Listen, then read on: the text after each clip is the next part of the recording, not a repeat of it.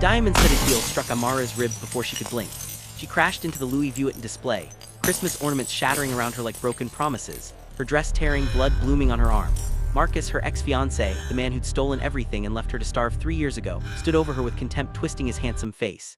He had no idea the abandoned woman he remembered was now married to Kong Min-jun, Seoul's most dangerous underground king. No idea that in 8 minutes, when her husband's motorcade screeched into this mall, Marcus's entire world would burn. Welcome to Story World, besties. Please like, share, and subscribe. 3 years earlier, Amara had been a different woman. Broken, homeless, pregnant and alone in a cold car with $17 and a prayer that never got answered. Marcus Wellington had taken her savings, her dignity, her future, and disappeared while she was 4 months pregnant with his child. She'd lost the baby 2 weeks later in a charity ward, surrounded by strangers, bleeding out her last hope onto sterile white sheets. The grief had nearly killed her. But somehow, through sheer stubborn will and fury, she clawed her way back. She worked 3 jobs, saved every penny, and applied for a teaching position in Seoul because she needed to be as far from that life as possible. She needed to disappear into a place where no one knew the girl who'd begged her ex not to leave, who'd cried herself to sleep in parking lots, who'd felt her baby die inside her because she couldn't afford to eat. Seoul had saved her. The international school where she taught English had hosted a charity gala 6 months after her arrival. She'd worn a simple black dress from a thrift store, her natural hair pulled back, trying to blend into the background. But Kong Min-jun had seen her, really seen her. He'd walked straight through a crowd of Korea's elite, ignored every beautiful woman vying for his attention, and stopped in front of her like gravity had shifted. His dark eyes had held hers with an intensity that made her breath catch.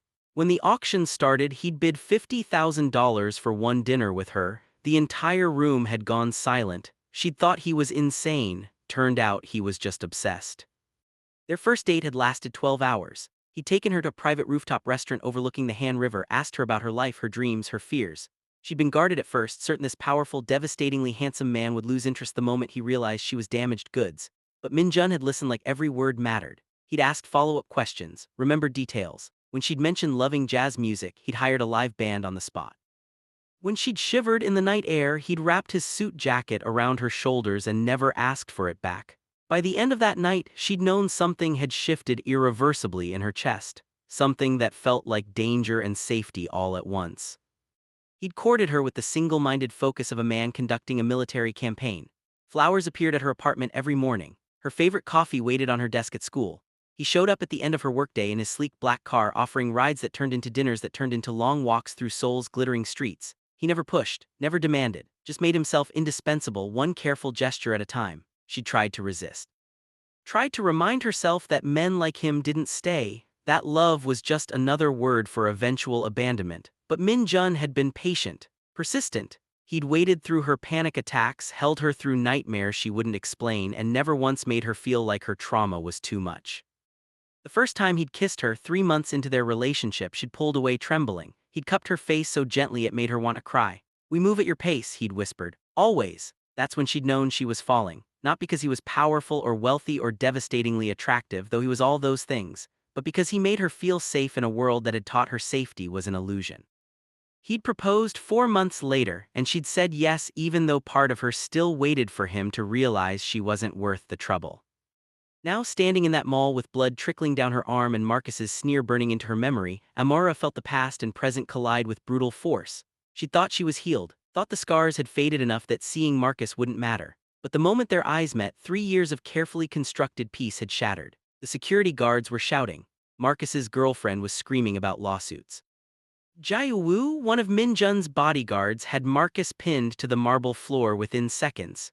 Taeyong was helping her up, his face pale with fear, not for himself but for what was coming, because her husband was going to lose his mind. Her phone rang. Min-jun's name flashed across the screen, her hands shook as she answered. "Hello," his voice came through deadly calm. "Are you hurt?" That eerie composure was somehow more terrifying than rage would have been. "I'm okay, just a scratch." She tried to keep her voice steady, failed. "Don't lie to me, Amara, are you hurt?" The steel beneath his gentleness made her throat tight. "My elbow is bleeding, I fell, but I'm fine, really." Silence stretched for 3 heartbeats. Then quietly, with the kind of restraint that promised violence, "Who touched you?" She closed her eyes, wished she could make this go away, protect Marcus from what was about to happen even though he deserved no protection. "My ex-fiancé, Marcus Wellington, but it's fine, security has him." "Put Taeyong on the phone." She handed the device over, watched Taeyong's expression cycle through terror and resignation as he listened to whatever Min-jun was saying. He responded in rapid Korean, too fast for her intermediate skills to follow, then handed the phone back. Baby, she tried, I'm 10 minutes away. Each word was carved from ice. Don't let him leave. If security tries to release him, tell them who you are. Use my name. Fear spiked through her, not for herself but for Marcus. Min-jun, please don't do anything. His voice dropped to a whisper. He put his hands on you, he hurt you. There is no world in which that man walks away without consequences. The line went dead. Amara stood in the mall's security office, an EMT cleaning her scraped elbow while Taeyong guarded the door like a sentinel. Through the walls, she could hear Marcus's aggressive voice demanding lawyers, threatening lawsuits, playing the victim with practiced ease. That familiar manipulation made her stomach turn. The old Amara would have apologized, would have tried to de-escalate, would have taken the blame somehow. But that woman was gone, burned away in the fire of survival. The woman who remained was married to the most dangerous man in Seoul, and he was coming. When Min-jun walked in 10 minutes later, the air pressure changed. He moved like a predator, 6 of his men flanking him, all armed, all wearing expressions that promised pain. But he only had eyes for her. He crossed the room in 3 strides, his hands cupping her face with devastating gentleness. Let me see. His voice was soft, tender, completely at odds with the violence vibrating through every muscle. It's just a scratch, she whispered, but her voice broke. His dark eyes traveled over her torn dress, the bandage on her elbow, the tear tracks on her cheeks. When he looked at her again, she saw murder written in every line of his beautiful face. Who is he? Each word was barely audible. Point him out. She swallowed hard. Min-jun, please, let's just go home. It's not worth. His hand trembled against her cheek. Not worth it. You're bleeding, you're crying. Someone put their hands on you in violence. My wife, my woman, my everything, and you think it's not worth it. He switched to Korean, speaking to Taeyong in rapid-fire sentences that made the bodyguard bow and leave quickly. The security supervisor approached nervously, clearly recognizing the name Kong. Mr. Kong, we have the incident on camera. The man who assaulted her is in the next room. We've called the police. Min-jun's expression didn't change. Cancel it. The supervisor blinked. Sir, the police won't be necessary. I'll handle this personally. Color drained from the supervisor's face. Mr. Kong, we can't just. Her husband pulled out his phone, made 1 call, spoke 3 sentences in Korean, then hung up. 30 seconds later, the supervisor's radio crackled. He listened, his face going white, then nodded rapidly. Yes, sir, of course, the police have been notified. False alarm. This was Min-jun's Seoul, his city, his kingdom. Amara watched it all with a strange sense of detachment, seeing her gentle husband transform into the underground king everyone feared. I want to see him. Min-jun's voice remained soft, deadly. The man who did this to you, I want you to show me. She should stop this, should protect Marcus from what was about to happen. But looking into her husband's eyes, feeling the depth of his rage born from love, she found she didn't want to. Marcus had destroyed her without mercy, had left her to suffer alone, had never once looked back. His name is Marcus Wellington, she heard herself say. We were together for 3 years. Engaged for 6 months, I worked 2 jobs to support him while he was finding himself. I paid for everything, our rent, his car, his clothes, everything. Min-jun's jaw clenched, but he stayed silent, listening. Then I got pregnant. Her voice cracked. I was so happy, terrified but happy. I thought he'd be happy too. Instead, he waited until I was 4 months along, until I'd bought baby clothes and painted the nursery. Then one day I came home and he was gone. He'd emptied my bank account, taken everything valuable, left me a note saying he couldn't be tied down to a desperate woman and her trapped baby. Min-jun's arms came around her, holding her so tightly she could barely breathe. She felt the fury vibrating through him, barely contained. I lost our apartment, lost both my jobs, lived in my car for 3 weeks. I tried to eat, tried to stay healthy for the baby, but I had nothing. No money, no food, no help. And then one morning I woke up and there was blood everywhere and I knew. She couldn't continue, couldn't voice what came next, but Min-jun understood, his grip tightened impossibly. I lost the baby in a hospital charity ward, she whispered against his chest. Alone, and then I had nothing left, no baby, no money, no future. I wanted to die. His voice was thick with emotion when he finally spoke. But you didn't, she shook her head. No, I got angry instead, spent 2 years rebuilding, worked my way up, saved every penny. Applied for the teaching position in Seoul because I needed to be as far from that life as possible. And then I met you. She pulled back to look at him. You saved me, Min-jun, gave me a life I never dreamed possible, loved me when I thought I was unlovable, made me whole again. His thumbs wiped away her tears. You saved yourself, my love, you were already whole when I found you. I just recognized what everyone else was too blind to see. You're the strongest person I've ever met. She managed a watery smile. I don't feel strong right now. His expression hardened, because he's a ghost from a past that still haunts you, but ghosts can be exorcised, and I'm very good at making problems disappear. That dangerous smile. The one that made her pulse race with equal parts fear and desire. What are you going to do? He stood, buttoning his suit jacket with controlled precision. Have a conversation man to man, help him understand the magnitude of his mistake. He leaned down, kissed her deep and possessive. Trust me. Then he was gone, his men following like shadows. Amara was left with the terrible certainty that Marcus Wellington's life was about to change forever. Through the walls, she heard a door open. Heard Marcus's aggressive voice. About damn time someone with authority showed up. I want that crazy woman arrested for. His voice cut off abruptly. Min-jun's voice came next, too low to make out words, but the tone was unmistakable, dangerous, controlled, deadly. Then Marcus again, louder, nervous now. Who the hell are you? You can't just... A crash, a scream, security guards shuffling nervously. Amara stood, moving to the door despite Taeyong's protest. Through the window, she watched her husband lift Marcus by his throat one-handed, slamming him against the wall hard enough to crack the plaster. Marcus's feet dangled off the ground, his face turning red as he clawed at Min-jun's grip.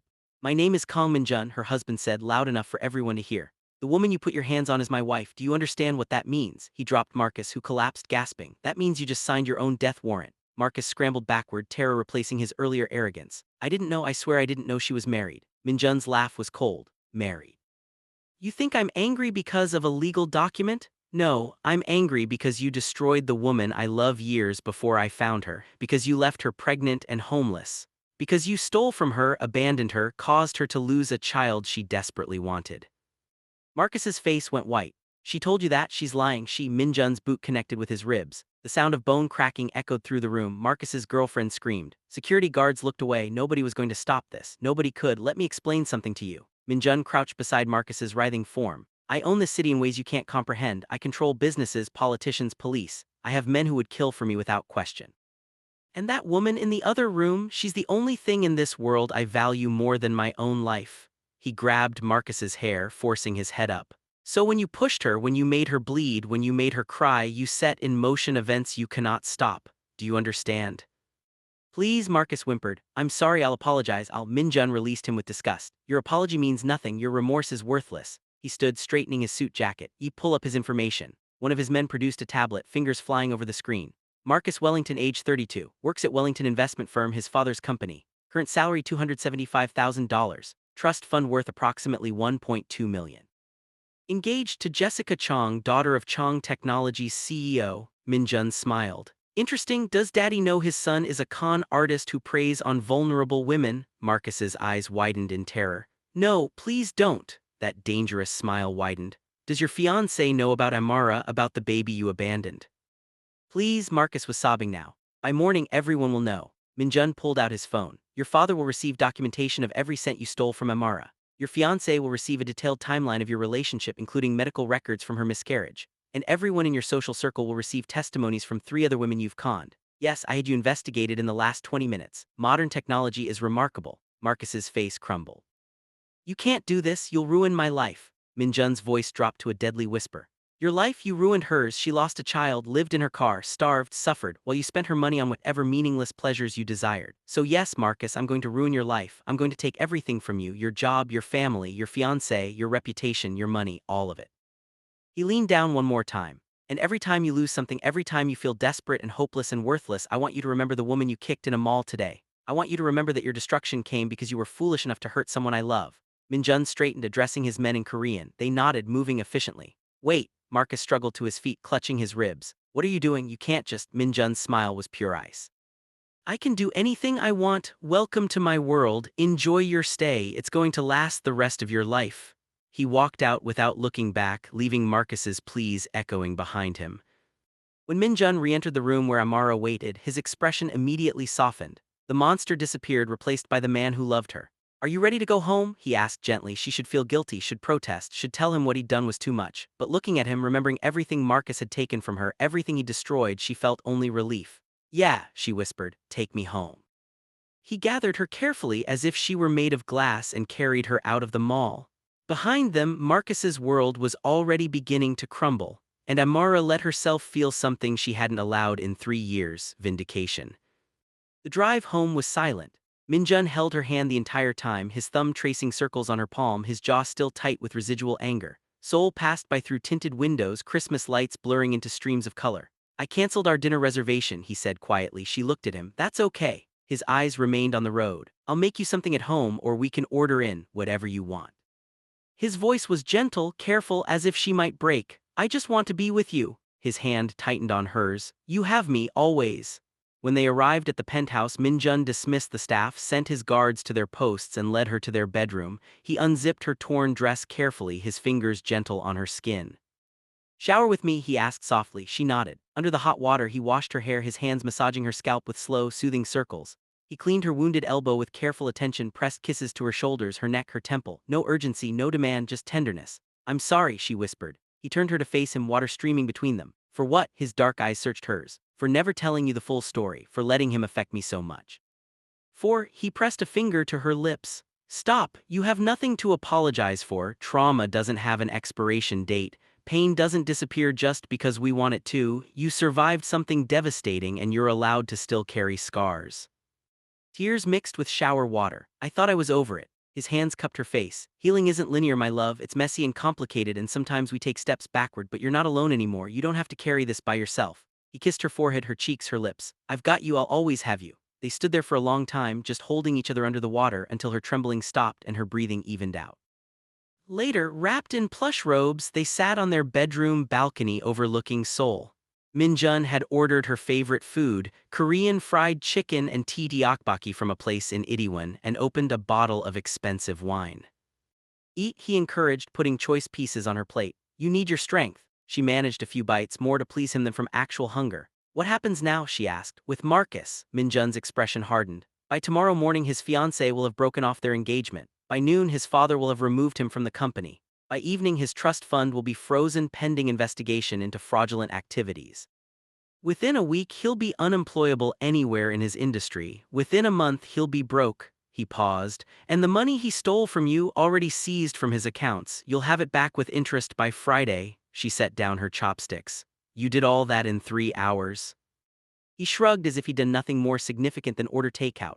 I made some calls, I have resources. She studied him, this man who controlled an empire from the shadows, who could destroy lives with a phone call, who loved her with a devotion that should terrify her but instead made her feel safer than she'd ever felt. I also found the other 3 women he conned, Min-jun continued. They'll receive restitution as well. Amara's throat tight. Why? His eyes met hers. Because he's a pattern offender and I won't let him do to anyone else what he did to you. He took her hand. Do you think it's too much? Do you want me to stop? Did she? Marcus had destroyed her life without a second thought, had left her to suffer while he moved on to his next victim. She'd rebuilt herself through sheer willpower, but the scars remained. No, she said softly, I don't want you to stop. Satisfaction gleamed in his eyes. Good, because I wasn't going to. They ate in comfortable silence for a while, the city lights twinkling below them like fallen stars. Then Amara asked the question that had been bothering her. How do you do it? Control this whole city? You're only 31. Min-jun smiled, that dangerous smile that always made her pulse race. My father built an empire in the shadows. When he died 5 years ago, I inherited everything. But I'm not my father. He ruled through fear alone. I rule through fear and strategy. He leaned back in his chair. I give people what they want, protection, money, power, solutions, and in return they give me loyalty. His eyes darkened. And if they betray you, that smile widened. Then I remind them why fear is the more powerful motivator. He looked at her seriously. Does it bother you what I am, what I do? She considered this. When they'd met, she'd known he was wealthy and powerful, but not the extent of it. The truth had revealed itself gradually, the bodyguards. The lavish lifestyle, the way people reacted to his name. By the time she understood the full scope of his empire, she was already in love with him. I won't pretend to love everything about your world, she said honestly. The violence, the danger, the moral gray areas, but I love you. And I know that everything you do, every terrible thing, it's to protect what you've built and the people you care about. You're not one of those women who fell in love with the danger and power, are you? There was vulnerability in his question. You love me despite it, not because of it. She moved from her chair to his lap, wrapping her arms around his neck. I love you for you, the man who brings me coffee in bed every morning, who learns English rom-com phrases to make me laugh, who holds me when I have nightmares, who makes me feel safe and cherished and valued. That's the man I love. He buried his face in her neck. I don't deserve you? She tilted his face up. We deserve each other. We're both survivors, Min-jun. We've both been through hell and came out stronger. That's why this works. We understand each other's scars. He kissed her then, deep and slow, pouring everything he felt into it. When he pulled back, his eyes were dark with emotion and desire. I need you, he whispered. I need to feel you, know you're safe, know you're mine. She cupped his face. I'm here, I'm yours. He carried her inside, laid her on their bed with reverent care. Their lovemaking was slow and intense, a reaffirmation of everything they were to each other. Every touch was a promise, every kiss a declaration, every whispered word a vow. And when they finally lay tangled together, breathless and sated, Amara felt the last of the day's trauma release its grip on her heart. I love you, she whispered against his chest. He tightened his arms around her. My everything. She fell asleep in his arms, safe and loved, while outside their penthouse Min-jun's empire worked through the night to dismantle Marcus Wellington's entire existence. The next morning Amara woke to Min-jun's phone ringing incessantly. He extracted himself from her arms with a whispered apology, taking the call in Korean as he walked to the balcony. She stretched, feeling the pleasant soreness from last night, and checked her own phone. 53 missed calls, 27 voicemails. Hundreds of text messages. Her stomach dropped. The first text was from her friend Kesha back in the States. Girl, what the hell, you're married to a mafia boss and that's your ex getting destroyed on social media right now. Amara's hands shook as she opened Instagram. The top trending topic in Seoul was #Gangnam Mall incident. Someone had posted the security footage, the entire confrontation. Marcus pushing Jae-woo, knocking her down, standing over her. The video had 17 million views and counting. But that wasn't the worst of it. Someone, probably one of Min-jun's people, had created a thread exposing Marcus's entire history. Bank statements showing the money he'd stolen from her. Medical records from her miscarriage. Testimonies from the other women he'd scammed. His engagement announcement next to a timeline proving he'd started dating Jessica while still taking Amara's money. The internet was eviscerating him. Worse, someone had leaked Min-jun's identity. Photos of them together, their marriage certificate, articles about Kong Min-jun's empire and influence. Oh God, Amara whispered. Min-jun returned, his expression grim. You've seen it, she nodded, unable to speak. The whole world has seen it. He sat beside her, taking the phone from her trembling hands. I'm not concerned about that, I'm concerned about how you're handling this. His dark eyes searched hers. Everyone knows everything. About Marcus, the baby, my past. He turned the phone toward her. And they're on your side, look at the comments. He was right, thousands of comments poured in, overwhelmingly supportive. That man is trash, she deserves better, and clearly found it. A mafia boss husband with revenge on his mind, that's the dream right there. The way he picked her up and carried her out, that's love. Marcus Wellington trending for being exposed as a con artist. Good, rot in hell, buddy. Amara, if you see this, you're a queen, hold your head high. More texts came through from former colleagues, friends, even some of Min-jun's business associates offering support. How are you so calm about this? Amara asked, her voice shaking. Min-jun shrugged, because controlling the narrative is part of controlling power. Yes, people now know I'm your husband, they know what I am, but they also know that I protect what's mine with absolute ruthlessness. That's not bad for my reputation, it's reinforcement. His phone rang again, he glanced at the caller ID and smiled coldly. Speaking of which, he answered in Korean, listened for a moment, then switched to English for her benefit. Mr. Wellington, yes, the senior Mr. Wellington. Thank you for calling. He put it on speaker. An older man's voice, tight with fury and fear, came through. Mr. Kong, I'm calling to discuss my son.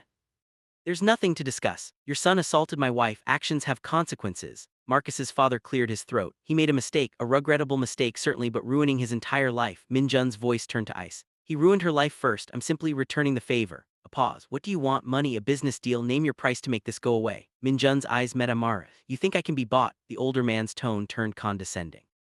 Everyone can be bought, Mr. Kong. I've been in business 40 years. I know how this works. Min-jun's smile was terrifying. Then let me educate you on how my world works. Your son stole from a vulnerable woman, left her homeless and pregnant, caused her to lose a child from stress and malnutrition.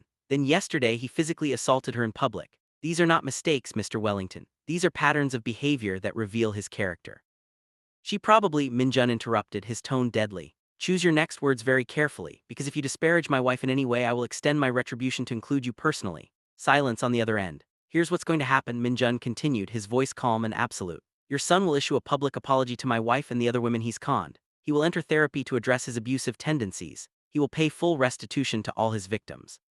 And he will never, ever come within 100 meters of my wife again. If he does, I'll consider it an act of aggression and respond accordingly. He paused. And if he does all this, then I might allow him to rebuild some semblance of a life, I haven't decided yet.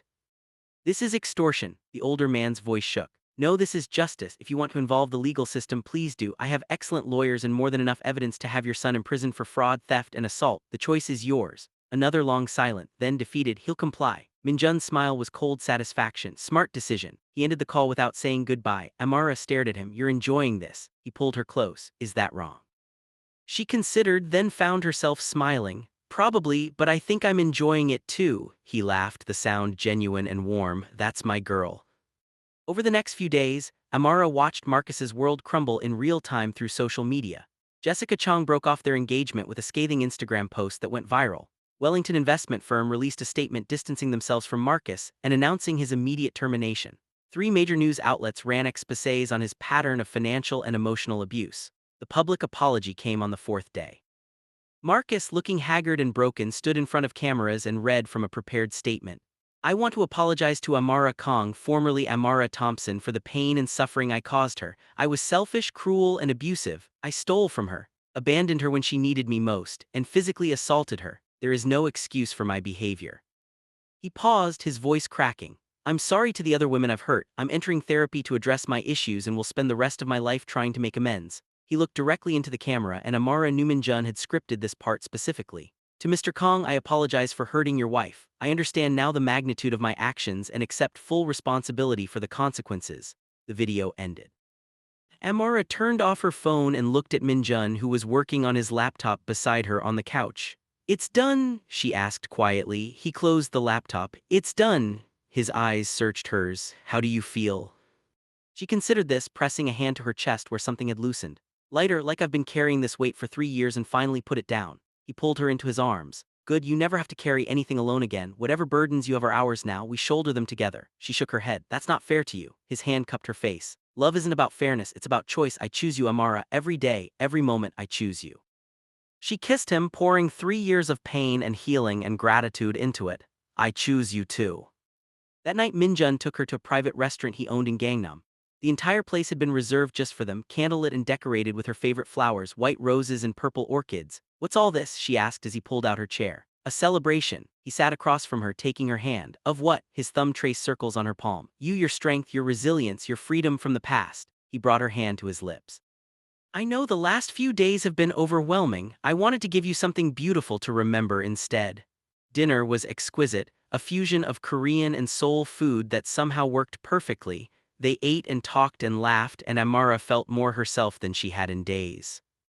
After dessert, Min-jun stood and extended his hand. Dance with me. She glanced around the empty restaurant. There's no music. He pulled out his phone, pressed play, and Adore You by Harry Styles filled the space. He'd been learning her favorite songs, building playlists that mixed her American tastes with Korean artists he loved.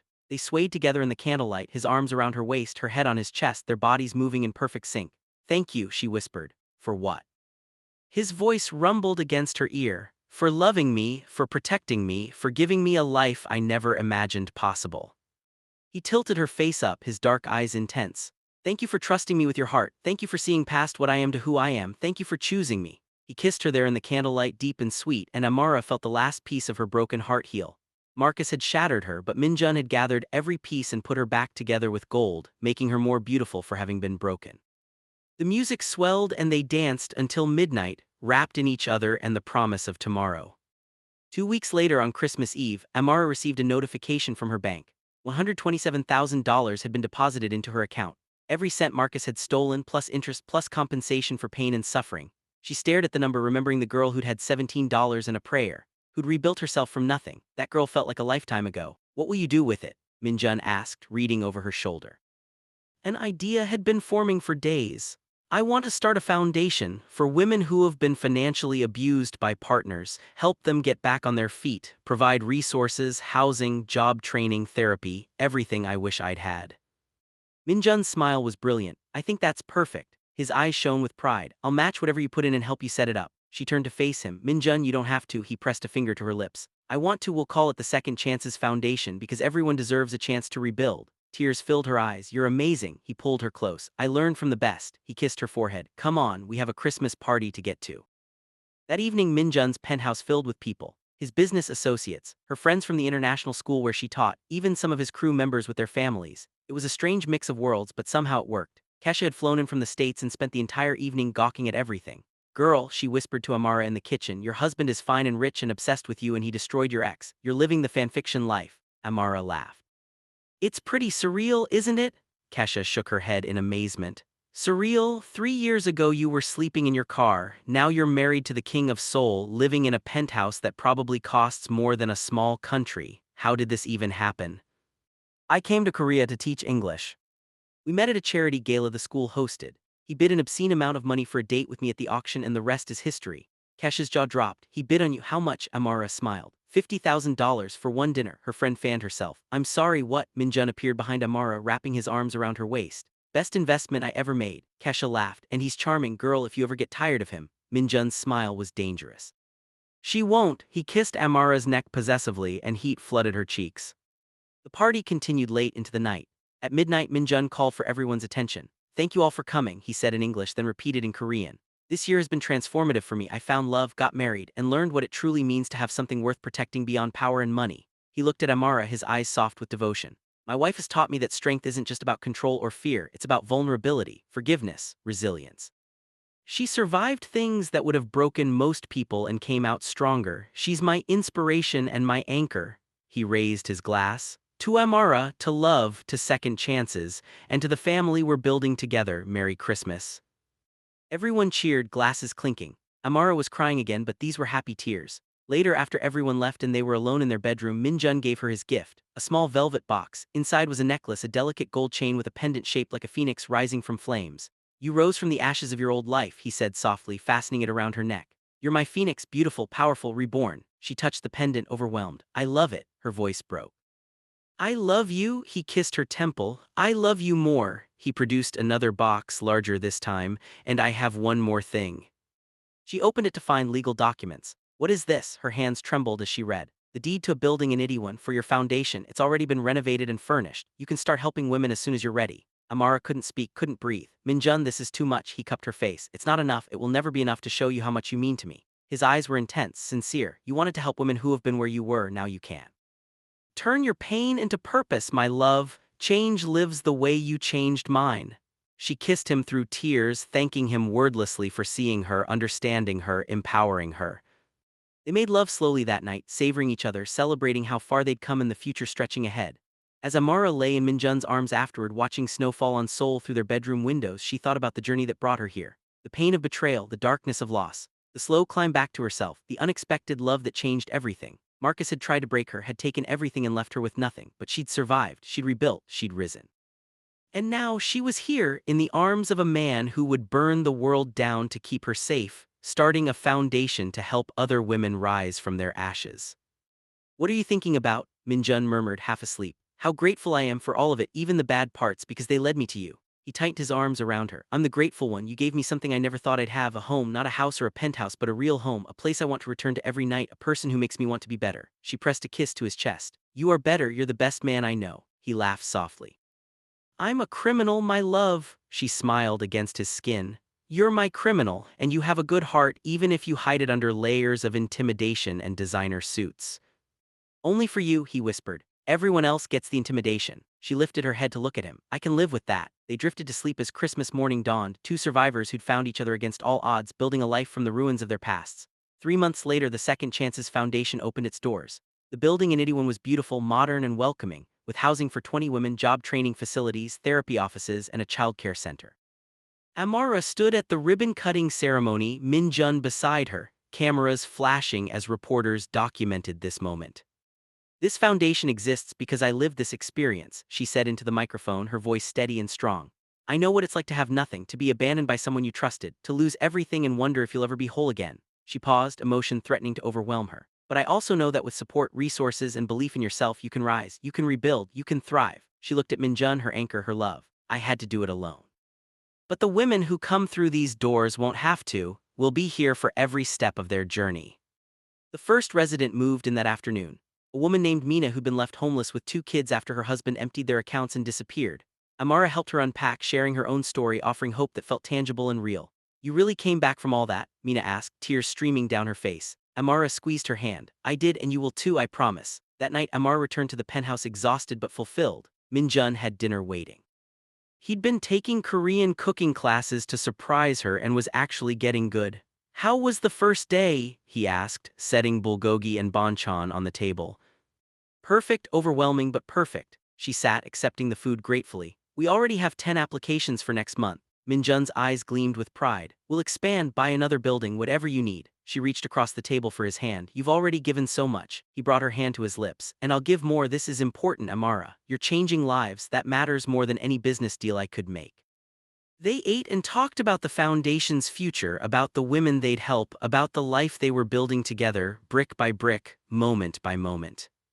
6 months after the foundation opened, Amara stood in their bathroom staring at a positive pregnancy test. Her hands shook, her heart raced, fear and joy warred in her chest, memories of loss threatening to overwhelm the hope. Min-jun found her there 20 minutes later, still frozen, still staring. Amara, his voice was gentle, concerned. She held up the test wordlessly. His expression cycled through shock, joy, fear, protectiveness. Then he was pulling her into his arms, holding her so tightly she could barely breathe.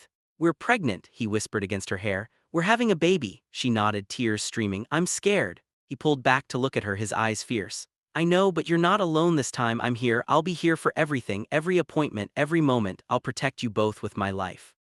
"What if something happens? What if I lose?" He pressed his forehead to hers. "Then we'll face it together, but nothing is going to happen. You're healthy, strong, we have the best doctors in Seoul, and I will move heaven and earth to keep you both safe." His certainty steadied her. "Okay," she whispered. "Okay." The pregnancy was careful, monitored. Min-jun was obsessive about her health, hearing a private medical team, ensuring she wanted for nothing. And when their daughter was born 8 months later, perfect and healthy and screaming with strong lungs, Amara wept with relief and joy. Min-jun held their daughter with trembling hands, this dangerous man reduced to tears by 7 pounds of new life. "She's perfect," he whispered, "just like her mother." They named her Jae-hai, hope, because that's what she represented: hope after loss, life after death, love after betrayal. A year later, on their 3rd wedding anniversary, Min-jun proposed again. "We're already married," Amara laughed, holding their daughter on her hip. He knelt anyway, producing a ring even more beautiful than her wedding set. "Marry me again, in front of everyone, in a cathedral, in white, with our daughter as witness. Let me show the world what you mean to me." She said yes through tears. The ceremony was small but perfect. Her friends from America flew in. His associates filled the pews, and Jae-hai, toddling now, scattered flower petals down the aisle with serious concentration. When Min-jun kissed her at the altar, the entire cathedral erupted in applause. That night, lying in their bed with their daughter asleep in the next room, Amara traced the phoenix pendant she never took off. "Do you ever think about that day in the mall?" she asked quietly. Min-jun's arms tightened around her. "Every day," his voice was soft. "Because that's the day I almost lost you, the day I realized how fragile happiness is, how quickly it can be taken away." "I'm not going anywhere," she promised. He kissed her temple. "I know, because I won't let you. You're stuck with me forever." She smiled against his chest. "I can live with that." As she drifted to sleep, Amara thought about the woman she'd been 3 years ago, broken, abandoned, certain she'd never be whole again. That woman would never believe where she'd end up. Married to King, mother to a beautiful daughter, founder of a movement that had helped over 200 women rebuild their lives. Loved beyond measure by a man who saw her darkness and chose her anyway. Marcus had tried to destroy her, had taken everything and left her with nothing. But she'd survived, she'd risen, she'd found love in the ashes of her old life. And now, wrapped in Min-jun's arms with their daughter sleeping peacefully nearby and the Second Chances Foundation changing lives across Seoul, Amara understood something profound. Sometimes you have to be broken completely before you can be rebuilt into something stronger. Sometimes the worst thing that ever happened to you leads you exactly where you were always meant to be. And sometimes, the man who saves you isn't a hero at all, but a dangerous king who sees your worth when the whole world tried to convince you that you had none. She closed her eyes, smiled against Min-jun's chest, and let sleep take her. Tomorrow she'd wake up and do it all again. Love him, raise their daughter, help broken women find their strength, live the life she'd fought so hard to build. But tonight she simply existed in this perfect moment, grateful for every scar that led her here, to him, to home. And if Marcus Wellington was out there somewhere, still paying for his sins, still living with the consequences of hurting the wrong woman, well, that was justice, and justice, Amara had learned, tasted sweeter than any revenge. The end. Thank you so much for watching this journey of love, redemption, and second chances. If you enjoyed Amara and Min-jun's story, please hit that like button, subscribe to Story World for more emotional Afro-Korean romance stories, and comment below telling me what you thought. Should we explore more mafia romance, forced proximity, enemies to lovers? Let me know what you want to see next.